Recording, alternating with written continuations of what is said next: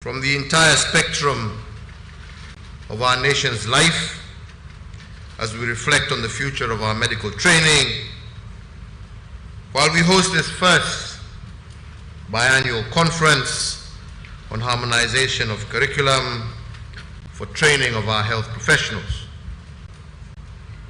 Ladies and gentlemen, over the last 2 years, the world has been engulfed in a crisis occasioned by COVID-19, which has caused unprecedented disruptions across many sectors of our society. Arising from this pandemic, we know our medical professionals and healthcare workers across our country, our region, and the world over have had to bear unusually heavy burdens. Indeed, through the tireless efforts of our healthcare workers, the pandemic has largely been brought to the fore the pivotal role that you play in providing quality healthcare and contributing to the general well-being of our societies. Therefore, as nations of the world join the global quest to achieve the Sustainable Development Goal number 3 of ensuring healthy lives and promoting the well-being of all, we are challenged to reassess the training framework for those who bear the first level responsibility in the delivery of healthcare. In that regard, this conference could not have come at a better time. Indeed, it marks a turning point in our national quest to achieve universal health coverage. Each epoch of our nation has placed a unique set of demands on the skills and competencies needed in the workplace, which in turn has required us to reform and to recalibrate the content and architecture of the training we provide our healthcare workers. Today, I note with satisfaction that the conference will review key planks that can lead us closer to harmonization of the curriculum for health professionals training. And it is in this context that I invite you now to join me as we take stock and reflect and learn, and in particular, plan for the transformative changes that government should adopt in the training curricula for healthcare professionals. I cannot overemphasize that this conference has the task of providing a trustworthy account of the quality of our healthcare training. That account must give us a picture of what has worked and what has not, and the reasons why. The primary purpose here is to tease out lessons learned as well as best practices. But more fundamentally, we must ask ourselves, given the lessons learned, what transformative changes should we adopt, and do we have mechanisms of ensuring that these changes are optimally implemented? I therefore would like to propose a 7-point framework to all of you participants today. And this framework can guide us in understanding our performance and charting the way forward. This 7-point framework that I am proposing includes, first, defining a framework for harmonization of training of healthcare professionals across the sector for increased global competitiveness and future job readiness. Under this theme, the conference should on one hand consider how we can leverage on regional frameworks to harmonize curriculum and training to support cross-border training and practice. In addition, the conference should identify the gaps in elementary teaching and learning which ought to be addressed to ensure that a solid foundation is established before healthcare workers undergo their academic and professional training. Moreover, the conference should consider how the capacity of tertiary education, technical and medical training institutions can be augmented to effectively deliver quality healthcare training. The second is determining strategies to strengthen generation and use of research, innovation, evidence, and technology to inform policy and practice for increased access to health services. Under this theme, the conference should consider how the adoption of innovative and technology-driven mechanisms that are educative and informative in training of healthcare professionals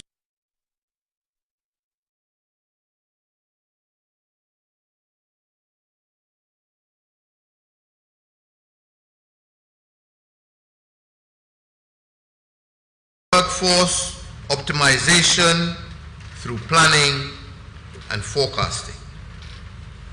The fourth is to provide a framework for reimagining entrepreneurship and innovation opportunities for the health workforce towards increasing absorption of the same. The fifth is defining effective mechanisms for cross-sectoral partnerships and collaborations towards re-engineering the health workforce. Sixth is formulating necessary policy and regulatory frameworks to support strengthened training, development, and deployment of health workers in line with changing health needs.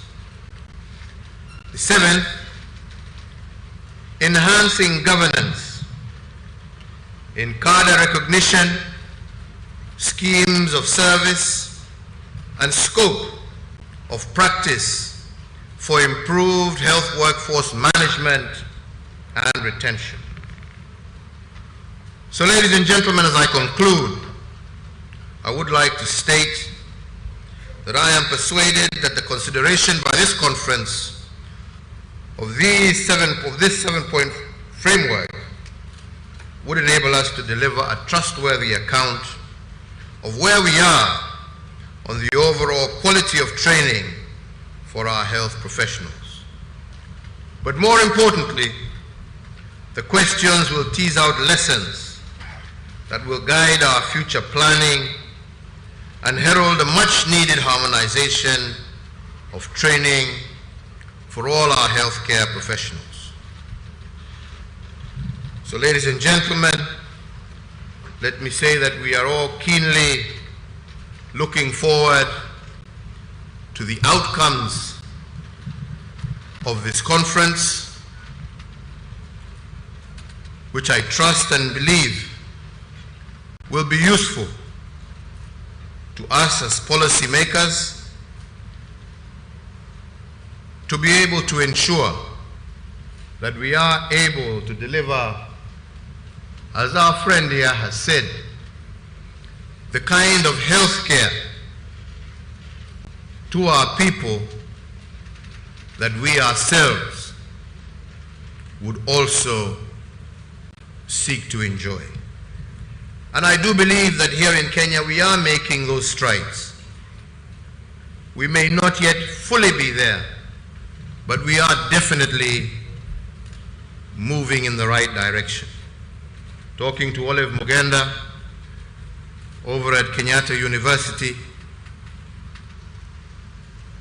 it is great satisfaction to hear that the recently opened molecular institution there at KU has now treated over 200 patients, almost 20 patients every day. Patients who would have been forced to travel to India for the same. It is even more satisfying to note that we are also receiving patients from across the region who are coming for that same service. Tomorrow we will be with Governor Joho, opening a similar institution here in Mombasa. If we just take those 200 patients alone and assume the cost to India for treatment, upkeep is taken into account, even if we just take it at 2 million shillings, that's 400 million shillings that have been saved and a cost that is covered under the National Hospital Insurance Fund. That is saving to travel to India for direct. It is even more satisfying of ordinary men and women in this country. It is also heartening to note that we are also in some of our hospitals today, patients from across private hospitals who are coming are referring their patients to some of the public hospitals. We will be with Governor Joho because some of our public hospitals opening a similar institution here in Mombasa than some of the private hospitals that we have had. If we just take those 200 patients, and what does all this investment mean? Assume the cost to India. It means for treatment that if we continue to improve these services, even if we just take it, save this country money, we save 400 million shillings money that have been saved, which can be put to other use under the national. We know how health has bankrupted many families. Many saving to travel to India for direct. It is even now we are beginning to provide of ordinary those alternatives in this country. And what we must make sure, it is also heartening to note that we are also some of our hospitals today, patients from across private professionals, health workers are referring that is able to some of the operating within the environment we are providing in upgrading our hospitals, opening a similar institution here that we have some of the private hospitals that we have had. If we just take those trained, and what is all this in men and women? Assume the cost to India. It means who can utilize this equipment. That if we continue to improve this healthcare, if we just take we save this systems, we save comparable to any part of the money. And I'm sure we can, which can be put to again, as our friend has said, under the national. We know how health, Canada, many families, the United Kingdom, many saving, Australia, nothing direct. They wouldn't be here trying to provide of ordinary those to get our nurses to go. And what we must make sure. It is also work in their hospitals if we were not producing good quality people.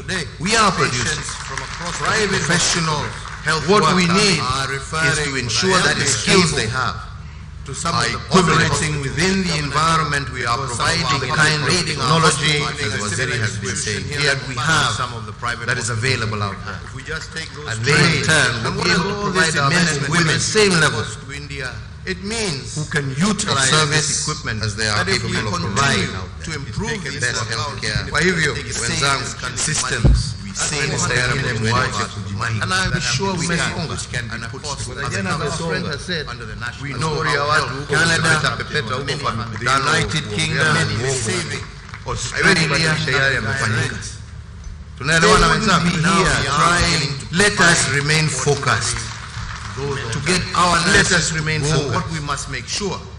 If there are things that are not right, that's why you're here to help us, tell us, here we can do better, here we can do better, here what we need is to ensure that the skills they have are equivalating within the environment we are providing the kind of technology, as Waziri has been saying, here we have some of the private available out there. They same level. It means who can utilize service. Kwa hivyo kazi inafanywa huko hospitali. Sasa endi huko kusimama kupiga mtandao. Unajua mimi leo nimefanya watu anaingia ICU, anaingia ward, anaingia theater, yale yanafanyika. Let us remain focused. Let us remain focused. What we must make sure. Lakini ni sawa tu. If there are things that are not, kwa hayo machache na mengi, it is now my distinct honor and pleasure to declare this conference officially open, and I look forward very keenly to receiving the report of the outcome of your deliberation. Thank you, and God bless you all. Kazi haifanywi juu ya gari, inafanywa kwa maofisi, kwa mahospitali, same level. It means who can utilize service. Kama ni namna gani wenzangu? Welcome back to the last hour of Vumbi 2022. My name is Ken Mijungu. My colleague Akisa Wandera is on the other side. But before the discussion begins, let's go back to the board and show you a few of the notable names across the country who for a long time have been seen to influence the politics and the outcome of elections in those areas. We begin tonight with Western Kenya, and the first in line is the man we know as Kangu Gumo. Now he spent close to 4 decades in politics. He was a Kanu politician, if you remember that, entered in politics back in 1974 as the mayor of Kitale Municipality.